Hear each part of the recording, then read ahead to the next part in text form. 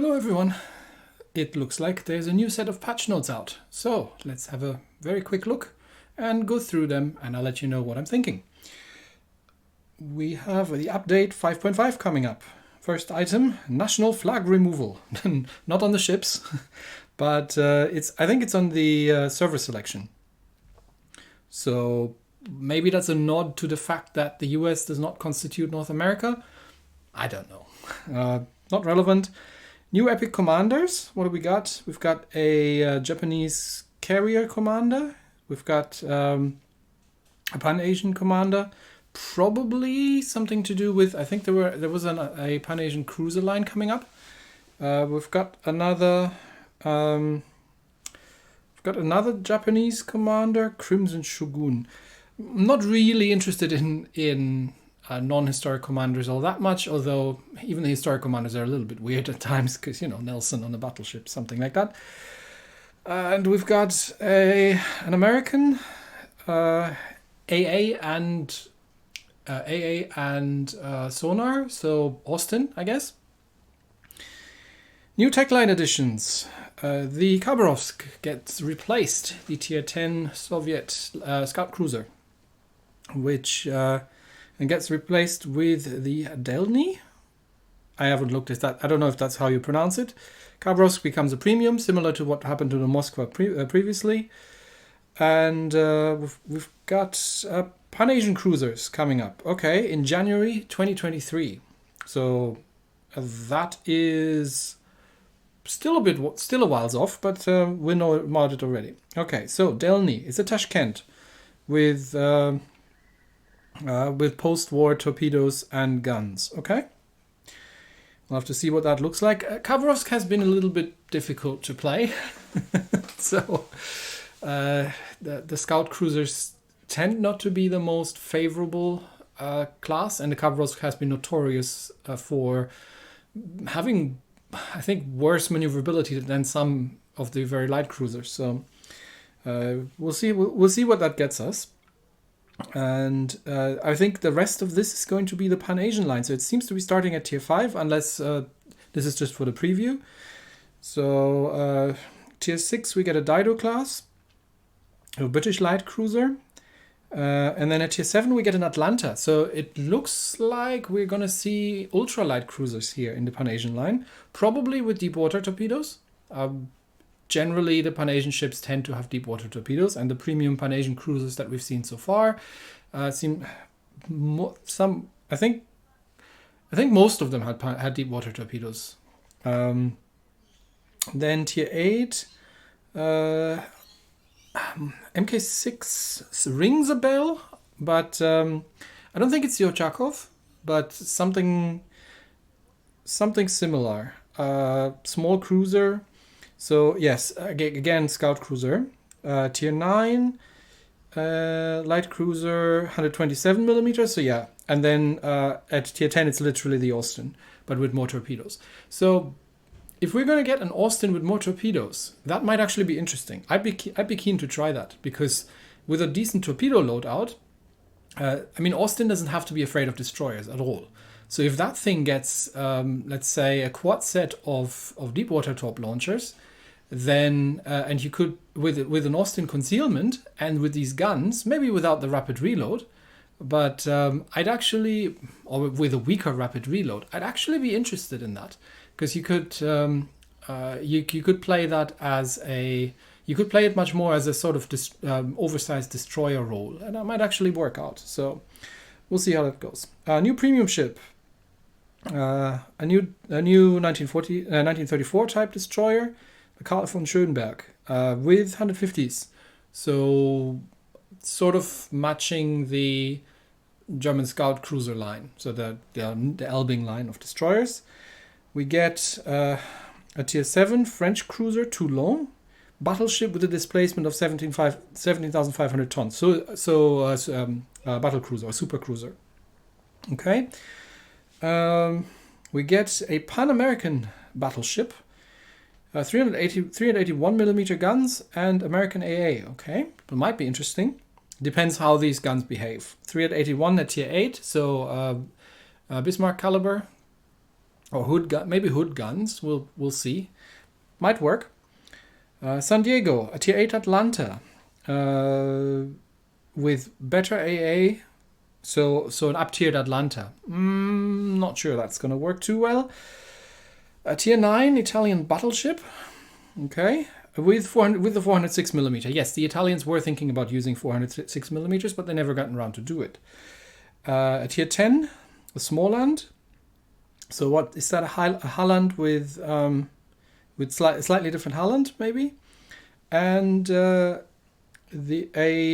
Slava, a tier 10 Soviet battleship. So a further development of the Sovietsky Soyuz. Okay, we'll see what that looks like. Not a huge fan of the Soviet battleship line so far. We got a couple of black ships. Okay. Not really that interested in black ships, mostly a couple of camouflages, bug fixes. Resolved an issue that caused players not to be notified if they couldn't accept a friend request to their own friend list or target friend list reaching the limit. Clearly, the priorities that we have as a player base have been heard and well understood. Wargaming. Fix the bloody turret bug, will ya? Maybe it's fixed and it's just not in the patch notes, but dang it! Stop messing around with friend list and user interface changes. Fix these bloody bugs. It's been too long and it's really, really getting out of hand. Okay, that out of the way. Ship balancing. Vladi gets a bit more range and main battery survivability increased by 20%. So does that mean more viable setup for the main battery reload for the Soviet battleships? Maybe. Sovietsky Soyuz gets a bit more hit points, gets a bit more AP damage, gets a bit better range. Range is probably, it's not an awful lot, but and gets the survivability increase as well, 40%. So it's going to get harder to lose those guns, which means it might be easier to use the reload module in slot 1. Kremlin, yes. A couple more hit points, okay, taking it. Torpedo protection.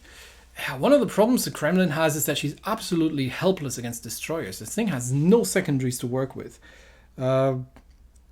50 more AP damage. AP penetration increased by 4%. That might actually be useful. Because the one problem I've had with the Kremlin was that that without APCS, these guns were really not working for me. So that might work.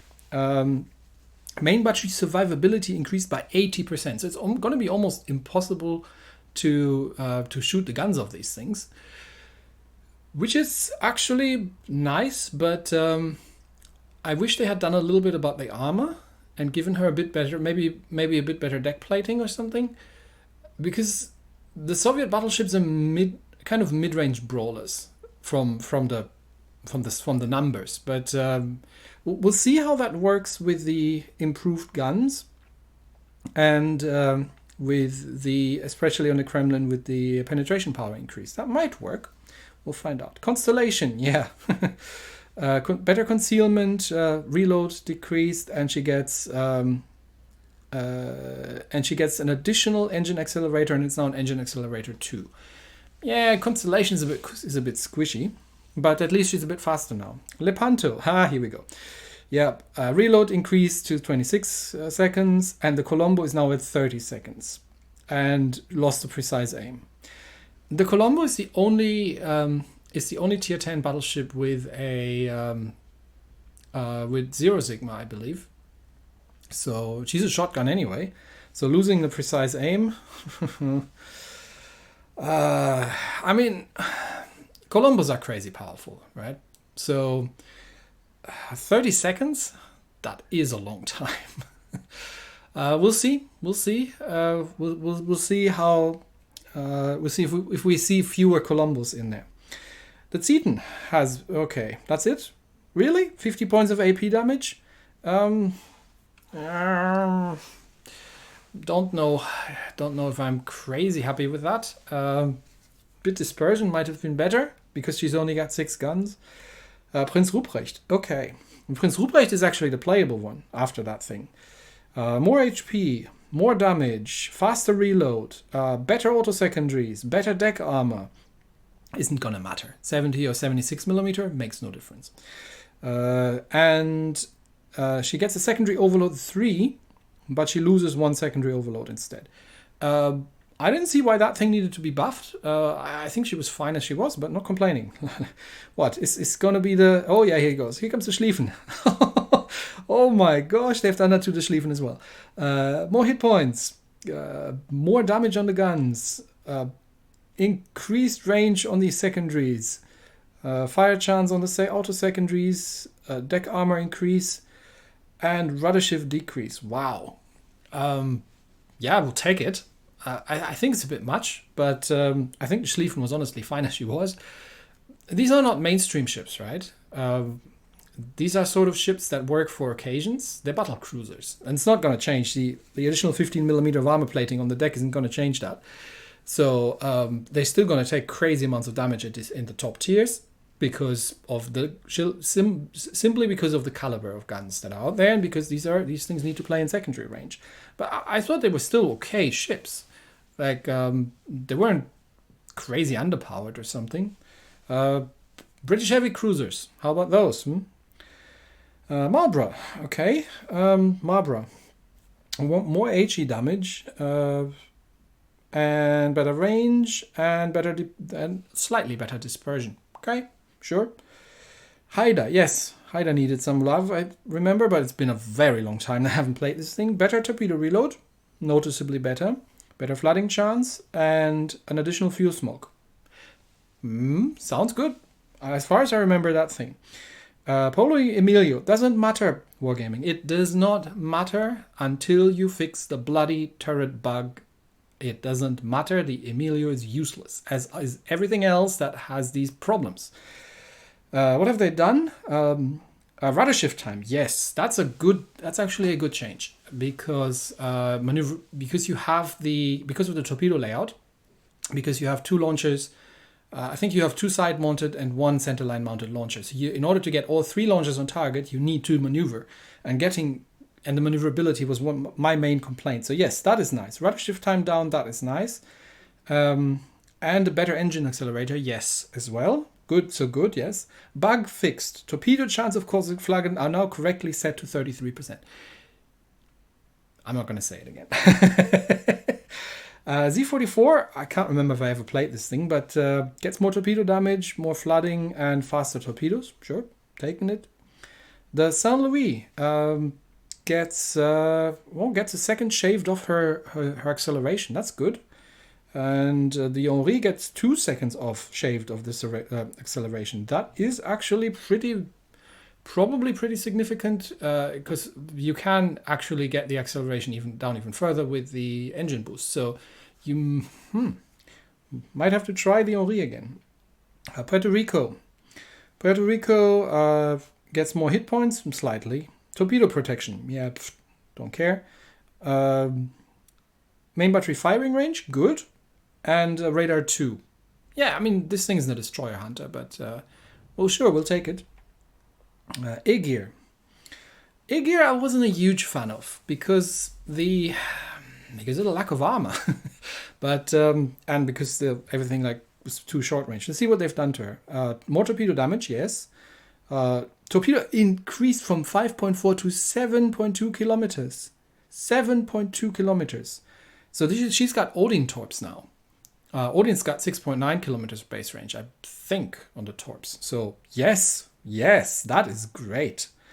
And better flooding. Flooding doesn't matter, but that's a good change, actually. That is a good change because playing close range with these things was a bit tricky. There was a second one, wasn't there? Siegfried. Should have done that to her as well. Napoli. Oh, the meme heavy cruiser with destroyer concealment. Secondary range increased by 10%. Secondary reload decreased. Auto range increased. Nice. Torpedo damage increased. Okay, a little bit. Torpedo reload and fuel smoke 2 changed to fuel smoke 3. This is a fun ship. So I'm not sure that was absolutely necessary, but we'll take it. And that was it. So in summary, a lot of things get buffs. The Soviet battleships I will have to try if they're starting to become viable at this point, especially the Kremlin. The Lepanto and Colombo have been kicked in the shins pretty hard, because especially the Colombo, because 3 seconds extra reload, that hurts. So, and she lost precise aim. So, I mean, an additional scout plane. What, are you trying to turn the Colombo into a long-range sniper? These things have terrible dispersion. These are aggressive ships. What's the... Anyway. Yeah, so that's happened. No mention of turret bug as usual, and we're going to see Pan-Asian cruisers, which seem to be ultralights by the looks of it, so destroyer caliber guns. And hopefully good torpedoes and good concealment. That's something I might actually be interested in. So if, especially if things like the Austin variant here gets usable torpedoes with a good range and a good amount of torpedoes, then I could imagine her to be playable in a very different style than what the Austin is today.